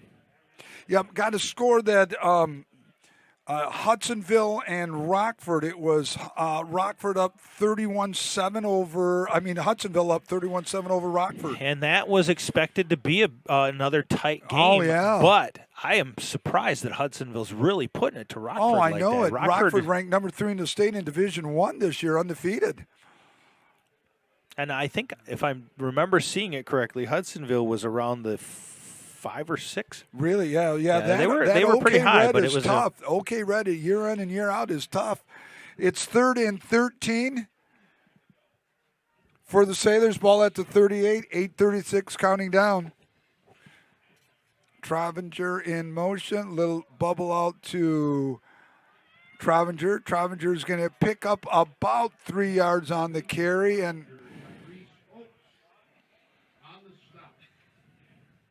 Nice defensive scheme by Muskegon. And nothing against Georgia. The scheme is good by Mona Shore. They're just unable to utilize the scheme or implement the scheme that they drew up in any aspect of this game. Probably the best thing they did was the rugby-style punt. Yeah, really. Giving the offensive line, the punt team, a chance to get downfield. I really like that look. We're getting a lot of practice at it, too. Well, yes, we are. They're going to keep the ball, and it is going to go for nowhere. So now this is a little wrinkle that Muskegon throws back at Mona Shores. They set up to do that rugby style because of the fact that Muskegon does not typically come at them. Right. They do not have a very hard rush. I think that Muskegon changed that specifically because of the success that they were able to obtain, and they shut it down. What was funny is, who had the ball? Was it Boersma or Travinger? It looked like Travinger, I believe. Is Travinger a left-footed punter? Because he went to the left side. Okay, you wouldn't go to the left side if you're a right-footed punter. Now, not only going left, is you have less real estate over there to run to do anything. Sure. And so I don't wonder know what happened on that. Did he see the rush coming and move that way? Pass downfield, a wide open guy, and it is well defended, but a nice ball by Martinez. Funny to see Martinez still there. A lot of these first string here, but maybe going to get up another score. Keandre Pierce was on very good coverage on that one. Great coverage by Pierce. Brings up a 2nd down and 6. I'd like to welcome again everybody from the MHSAA and the NFHS Network who are joining us on our feed. Our Sailor Nation Sports Network fans, long time, very loyal fans. We always love to see you guys here, and we'd like to welcome everybody else to our feed. Thanks for watching. When you roll off those letters like you just did, it's just like poetry. MHSAA and NFSH. It's just Poetry Corner by Joe Kanukin. Well, what can you say? Man of many talents. You are a man of many talents. And we saw one of your life-saving talents. Hey, I was talking to one of your firefighters as they were leaving. That the gentleman whose life that you saved and was talking in the end. Listen, I take all very of you guys, all of you first responders. It was a community effort, quite honestly, because CPR was started by bystanders in the stands. Saw that. So kudos to everybody that had an opportunity to make that. Boy, I tell you, there's your fullback that we talked about earlier. Like that was what I was talking about, that second one. Why we hadn't seen that more often going through that first half. I'll tell you what, that was just blasted right through there. And another touchdown for the Muskegon Big Reds. Yeah. So while we're waiting for that extra point play here, we look at some tail of the tape that you were able to bring us as far as some data to go over. At the start of this, Muskegon was number 1 Division III, Mona Shores number 4 Division II. 4-0 going into this in the OK Black. All-time win series. All-time series wins 31-7 Muskegon. It looks as though it's going to be another win tonight. The extra point kick is very low. I don't know if it was very blocked. low, and it was no good. Makes it 47-0, 5:30 counting down. My son is sending me some stats here that Granville lost to Hudsonville 44-21. Rockford, he's sending me more stuff right now, and I want to thank him very much. Why isn't he a statistician here for us? Yeah, he could be. Nicholas, absolutely. I tell you, move back up here north, son. It won't happen. So the last time that Mona Shores won against... Okay, so Rockford lost at Granville 30-3 tonight. They kicked off at 4:30 today. It was an early start. Wow. So he just sent me that text right there. Thank you, son. I appreciate it very much. Last time... That must be from that Triple E thing still? 6:30 might have been. I'm not sure. Yeah, okay. 2015 was the last time that Mona Shores beat Muskegon. 21-18. I believe it was at Hackley Stadium. Is that correct? Well, wait a minute. We beat Tyree's senior year, 2014. We beat him. So 2014, we were at Hackley. 2015, we were here. Yep. 2016, Hackley. 2017, here. 2018, Hackley. 2019, here. Yep. Yep, that's it. 2015 would have been here as the last time that we beat them. We have a lot of people starting to exit after that last touchdown on both sides of the field. Score is 47-0. We're in running clock mode, 4:54. Doing Boersma keeping the ball, and he's going to be tackled for a gain of nothing. Ball screwed loose there, but they blew the ball dead before that came out.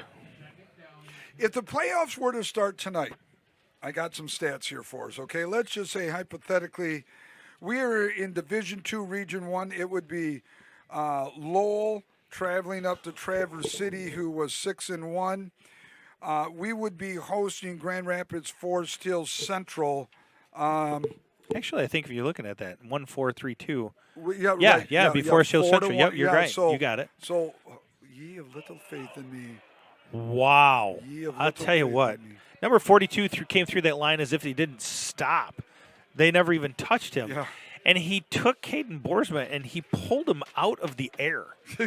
It was crazy to just watch that. Relentless out there.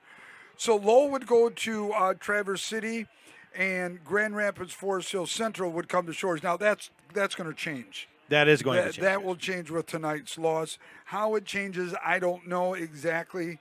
It might just flip. It may flip if Forest Hill Central wins.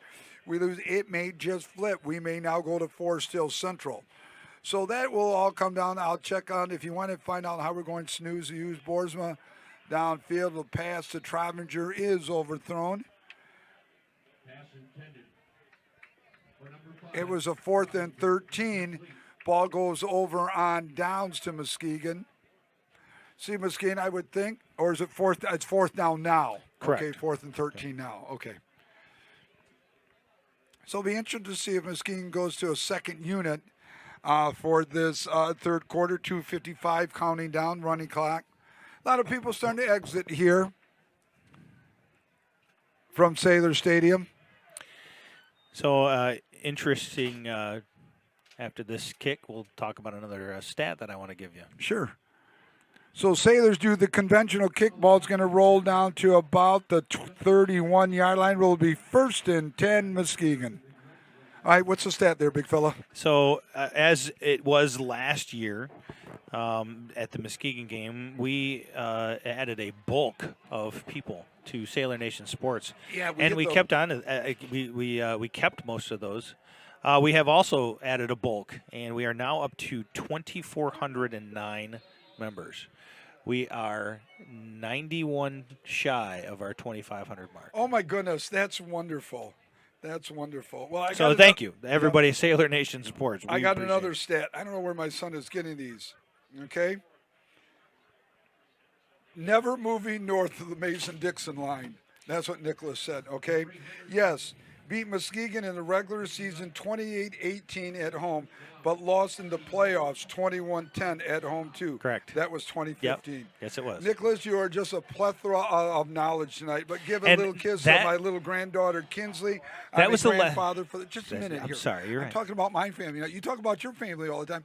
My little granddaughter Kinsley Scott Davros, about 5 months old now. I'll be going down there for Christmas break for the big baptism. So, Nicholas, give her a kiss from Papu. Papu is grandfather in Greek. Look at me. Look at you go. Look at you, just teaching a little of the native language here. So give her a little kiss and thank you, son. I appreciate it. I always appreciate the education you give me. Well, I try to give you some education every now and then. So if you go back to 2015. Yes, let's go back to 2015. That was the last time I believe that they were in the same division. Correct. Division 2. Correct. And it was after that Muskegon moved on to Division 3. Correct. And they'll probably stay there for a while unless you get a large enrollment. And that could happen. Great school district, great community. And I enjoyed being a student and a coach there. And I'm enjoying the second chance of life here coaching. But Muskegon is – we got second unit kids in there for Muskegon. Is Martinez in at quarterback still? Yes, he is. Yep. Still in that. That's a little surprising to see, you know. Another, seems how he's a senior too. Maybe they'll just use him through the third quarter though. Another update on the Ravenna Oak Ridge game. Ravenna now up 20-7. It's 20-7. 20-7. Yep, 20-7, fourth quarter. Yes. Hey, where's that game being played at? Ravenna? It looks like it's at Oak Ridge. At Oak Ridge, at home, the number one team in the state. So at the end of the third quarter, we'll be wrapping up the fourth quarter here at Sailor Stadium. Your Sailors in a very, very tough struggle. 0 points against our guest, 47. Muskegon Big Reds. We're going to take a quick break, and we will be right back in just a few minutes. Sailor Nation Sports Network fans, now's your opportunity to become a sponsor. If you would like to get your name listed as an alumni or as a business and support this great thing we have going, please contact us on the Sailor Nation Sports Network group page. We'd be happy to list you and your business, or just you as an alumni, in support of these great opportunities for our young athletes. Don't forget that your sponsorship will also be rebroadcast anytime one of our programs goes on the Muskegon Channel 96 Government Access Channel. That's where it will be seen in its entirety every time we show you in our Sailor Nation Sports broadcast. Contact us today to get that sponsorship going.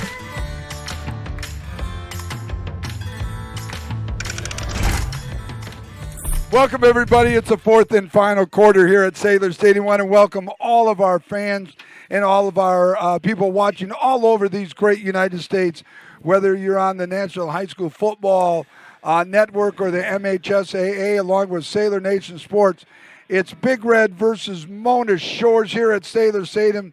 Big Red's cranking up another 20-25 yards on that play off the left. Cameron Martinez. We are in running clock mode.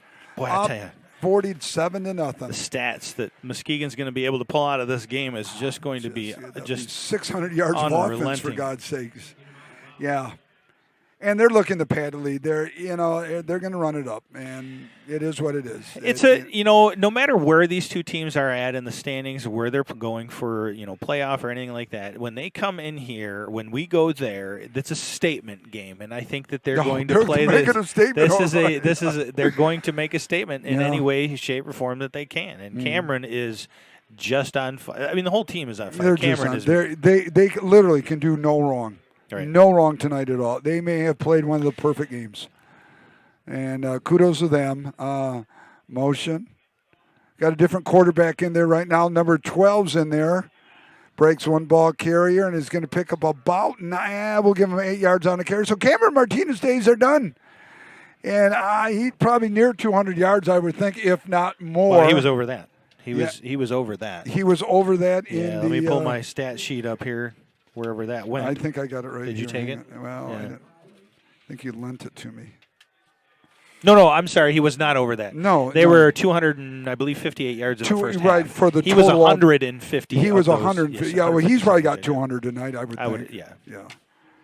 And that might have been what they were letting him stay in for. And just carry it through the third quarter, and I'll play some other kids. The heir apparent, possibly, to Cameron out there. He's probably getting a lot of reps.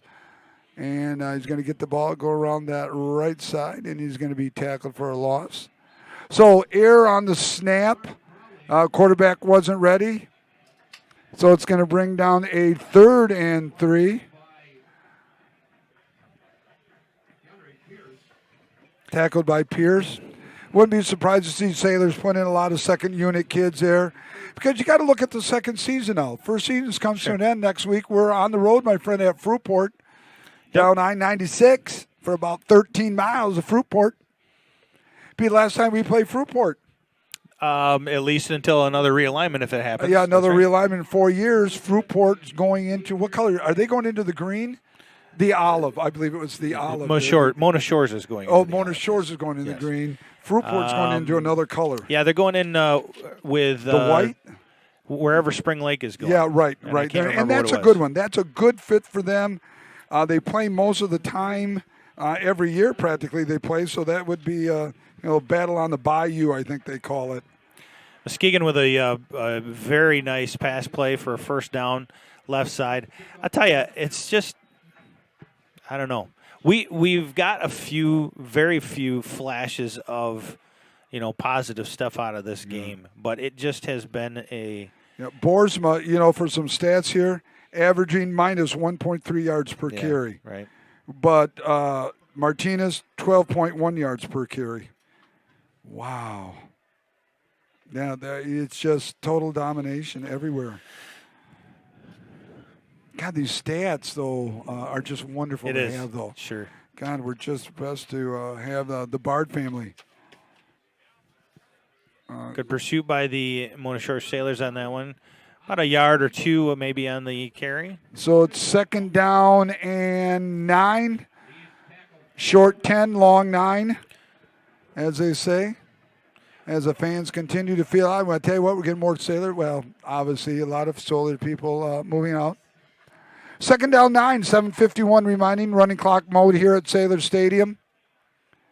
OK Black Conference Championship at stake, and it looks like it's going to go back to Muskegon for the 4th year in a row now. The Sailors will walk away with an OK Black Conference title. Sailors will be runner-up for the 4th year in a row after winning it back-to-back in 2014 and 2015. Muskegon ball carrier number 4 ran about 50 yards to pick up about 3. Yeah, we talk about that east-west running. And for the most part this season, Shores has been pretty good at containing that east-west running. But, boy, I'll tell you what, Muskegon's been able to go just about anywhere with their first offense on that.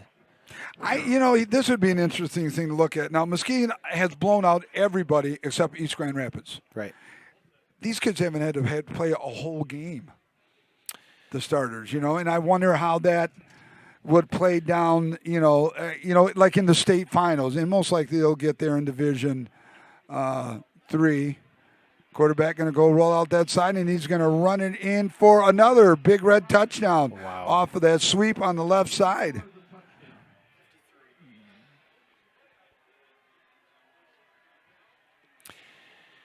Well, 6:28. The clock is ticking in our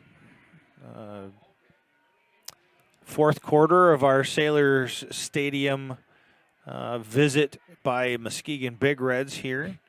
It's a perfect night for football. I'll tell you, obviously outside of the game, we always still have fun when we do this. And we do. We had a really fun pregame show with the Muskegon Channel 96 Government Access. Yeah, that was fun. Crew. That was really nice with those guys. 2-point conversion attempt, throw to the left side is going to be incomplete, knocked down. Well, you were telling everybody it's a balmy 43. Balmy 43. Balmy 43. Yep. In Charlotte, where my son is, a balmy 53. So they're not much warmer down there, Nicholas. No. Mm-hmm.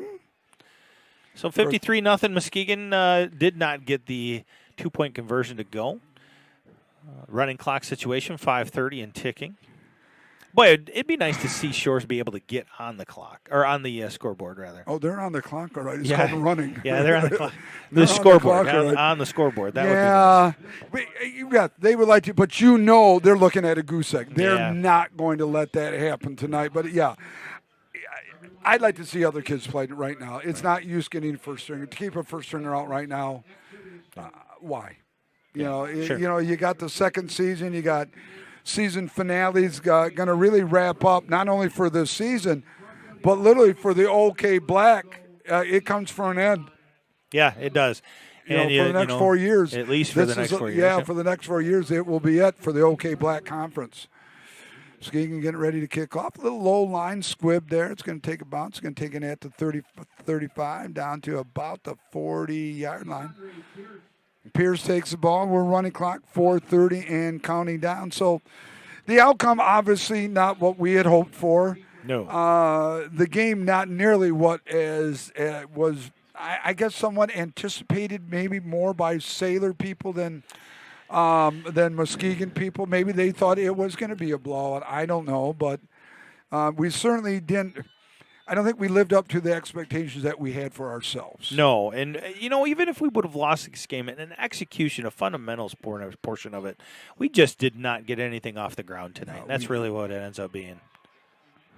Boersman's going to keep the ball. He's going to be tackled for a gain of nothing right here, and we just haven't been able to get anything anywhere for any positive reason.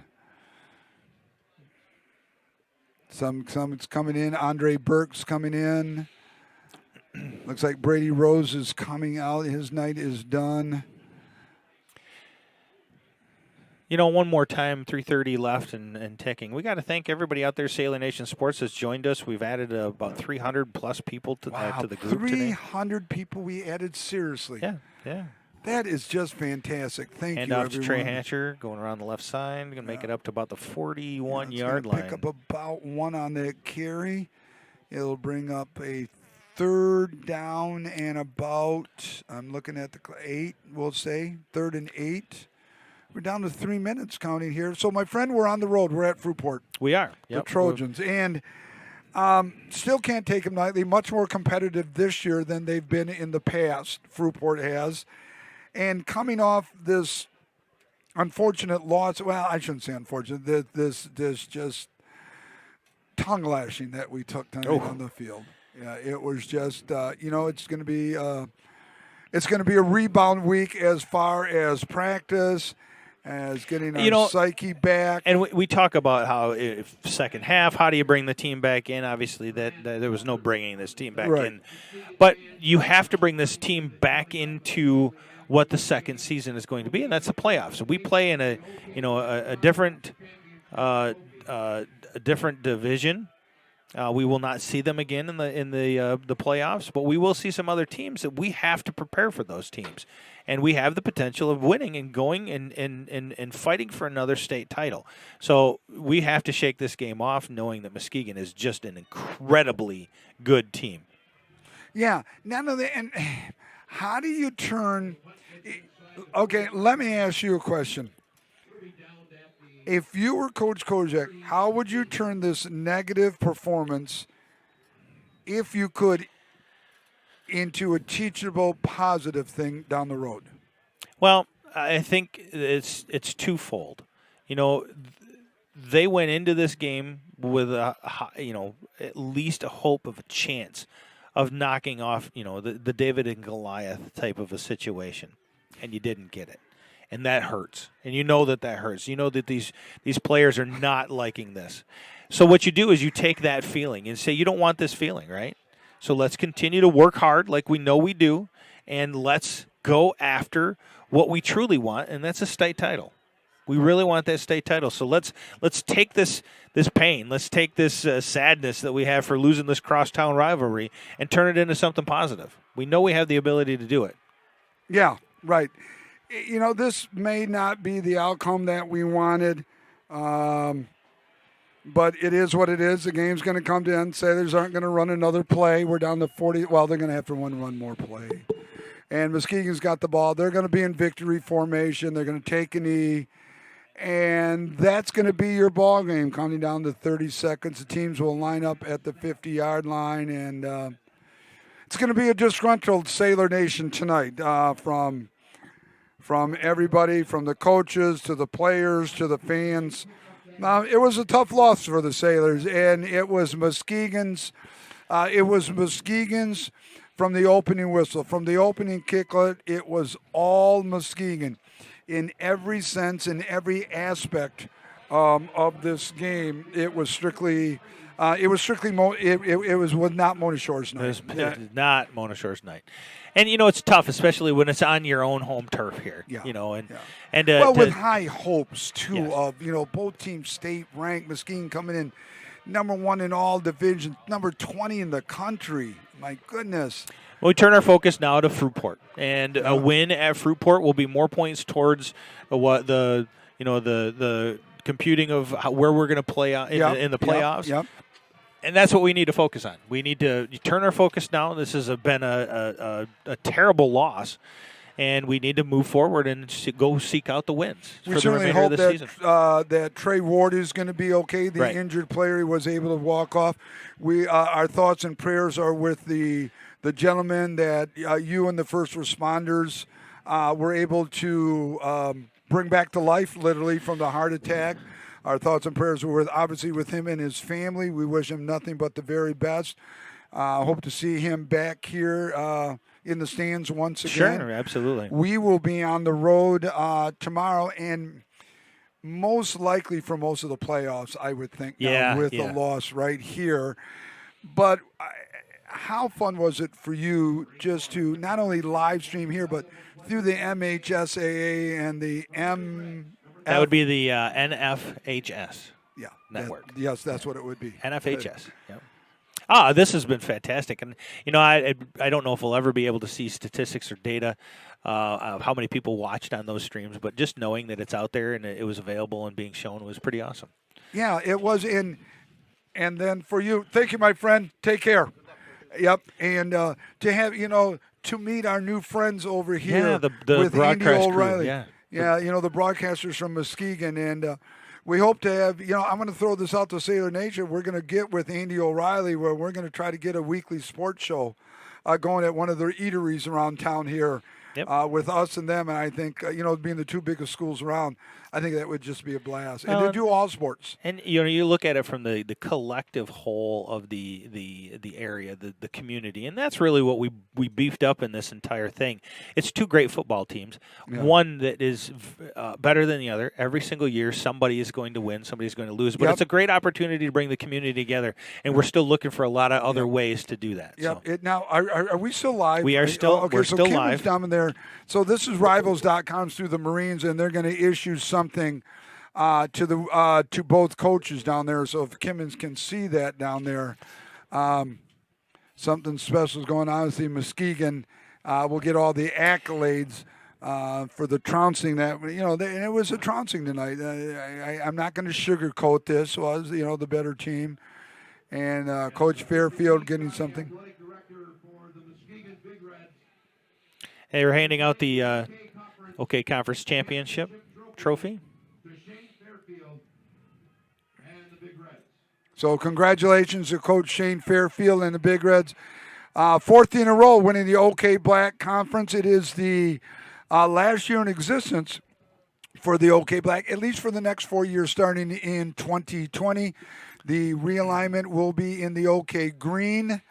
I like to think of it as the OK Olive myself, but alas, it is still green. So this, I don't recall what it was, but they did this last year as well, and I believe this Rivals thing. This Rivals, yes, yeah, it's a Rivals trophy, and I believe I don't know if they gave it to the entire team or if it's one player. I think it's the entire player, or the entire team rather. Yeah, sure, it looks like that. It's a team. They're going to go over and show it to their fans over there that have hung around. And congratulations to the Big Red. They've got a good representative, not only of the community, of the school district, of the county, but we certainly wish him nothing but the very best with the playoffs to come. We hope they bring back a state championship. Absolutely, I think it's just going to be all good stuff. Coming down for both of you. And for Coach Kozak and his staff, it's a rebuild week. It's a rebuild week not only on the X's and O's, but just all the little nuances that comprise a football program. They'll look at film on Sunday. Sure. They'll see what happened. Were they? I don't think they were out coached. I bigger, faster, stronger kids. Yeah, it's just a really good team. Just a really every really aspect good of the game. Team. So onward to Fruitport next week. So I think it's time for us to get on out of here. So for Kimmin up in the crow's nest, for Noah, Connor, Johnny, my dear friend Joe, I'm Nick Davros. Yes, the outcome it isn't what we had hoped for, but we certainly hope you enjoyed the broadcast. We certainly were honored and humbled to be in your homes and part of your lives this evening. Yep. My friend, how about a final goodbye? Thank you, everybody from Sailor Nation Sports, MHSAA TV, and NFHS Network for joining us. We look forward to seeing you next week. We will be bringing you at least audio, hopefully the whole thing. We don't know yet, but we will definitely be out here bringing it to you live in some fashion or another from Fruitport Stadium. Take care, everybody. Have a great night.